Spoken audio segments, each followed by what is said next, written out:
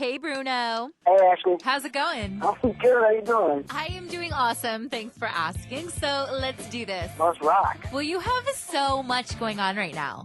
Yeah. But it's great, though.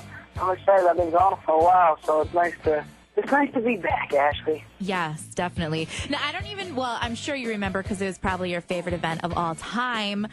You were at our KC101 Ticket to Ride in 2010. It was my favorite event of all time.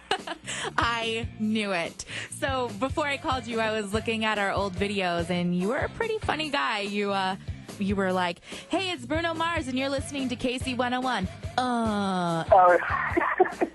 It was pretty entertaining. Yeah, wow.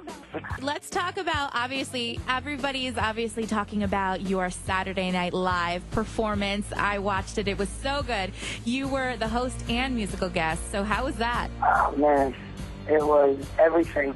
Everything you think. It was nerve-wracking. It was exciting, and you know, you got a bunch of adrenaline, and it's just like one of the most amazing experiences I've ever felt. Like it was beautiful. So I learned a lot about you through watching Saturday Night Live. I learned, you're extremely good at impressions. Like, you're Michael Jackson. I thought he was there. Thanks.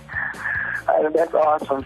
I mean, I've been trying to sing like him since I was a baby, you know? Since I was a little kid trying to moonwalk in Mom's house. Do you ever get anyone who does impressions of you? No, I'd love to hear that, though. I don't know what I would sound like. Well, I'm not going to do it because I probably will insult you. But another thing I learned about you was you have a pretty mean booty shake. Oh, yeah.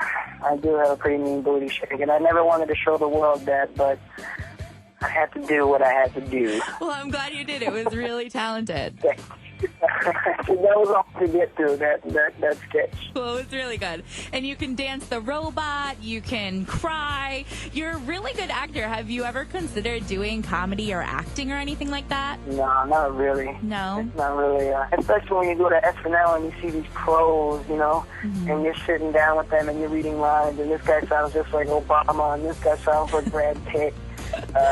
And you know, those guys take comedy serious, just like I take music serious. So I don't know. If the right opportunity came, you know, I'd be open to it. But still, I'm still music first. Well, that's good because that's what you're obviously best at. You performed, first you performed the song Young Wild Girls, and I love that song. That was the first time I've ever heard that song. Can you relate to Young Wild Girls? Was this a personal experience that you wrote about? Yeah. Actually, everyone's calling it Young Wild Girls, which is not a, you know, it's not a hit, but it is in the album. It's called Young Girls, just to shorten it. Oh, okay. It's just kind of yeah, it's just always been, you know, like it's real easy to get lost in you know, being young and going out, and you can lose yourself by doing that every night, and you know, that's what that song's about, is just, you know, kind of catching yourself and realizing that you keep making the same mistakes over and over and over again, and you're not learning from it. And by chasing these wild women, basically. And that's what that song was talking about. Listen, I could totally relate, because there are definitely some wild guys, too, we have to admit. Yeah, exactly. And I hope girls get to, you know, you could definitely, you know, I hope girls can understand that they can flip it and they can be related to the same thing. Same thing that goes to girls that go out every night and, you know, looking for love in all the wrong places. Absolutely. I'm sure everyone can relate to that at least once in their life. Yeah. And then, of course, the most amazing song, Locked Out of Heaven, you performed.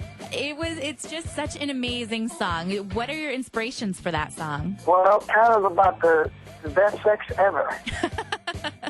There's no other way to put it. I mean, that's what that song is. That's what that song is about. Just kind of feeling like, man, you know, this is heaven. Yes. Well, is there a girl that is responsible for this best sex ever? I don't want to talk about that. I want to go into detail. It's so weird. I should have thought about that before I wrote the song, huh? That questions like that were going to come up. That's okay. We could bypass it. It's so much easier to sing about it than actually talk about it. Oh, absolutely. And I heard a lot of people were comparing the song to the feel of Police. And obviously, you both have completely different sounds, but you kind of get that same feel a little bit, and I love that because it's like that older music coming back. Yeah, first of all, I'm a huge Police fan. I've been singing Roxanne and Message in a Bottle and bars for years and years and years. So I know what it feels like to sing like an awesome song like that, like Roxanne. And as a songwriter and a producer, you wanna write songs like that, and it's only natural for my influences to come out in my music, I definitely take it as a compliment. You should.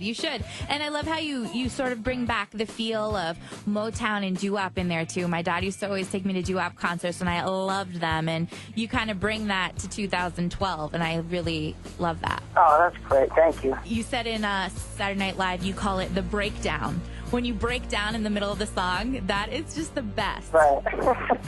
You did it too in one of my favorite songs from you, Runaway Baby. You did it at the Grammys. That was such a great performance. So do you have fun when you do those little breakdowns with the guys in the back? Oh, yeah. That's like our favorite part of the show.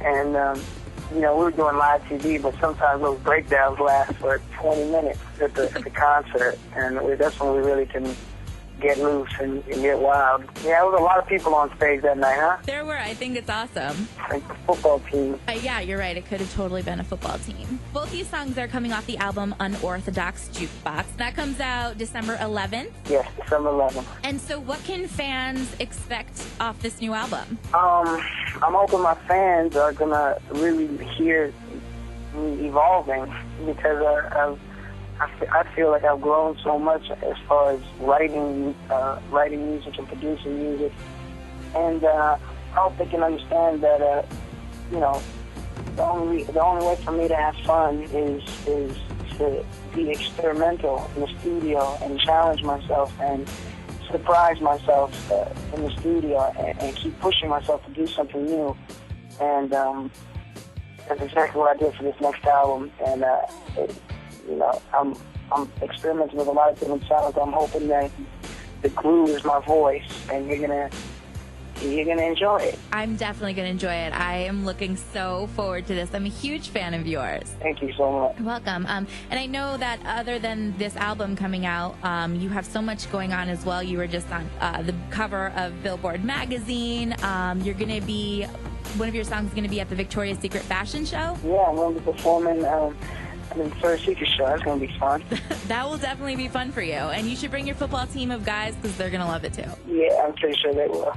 Awesome. Well, listen, thank you so much for calling. And I know we all look forward to seeing more of you and hearing more of you, and cannot wait till your album comes out. I can't wait either. Thanks for having me.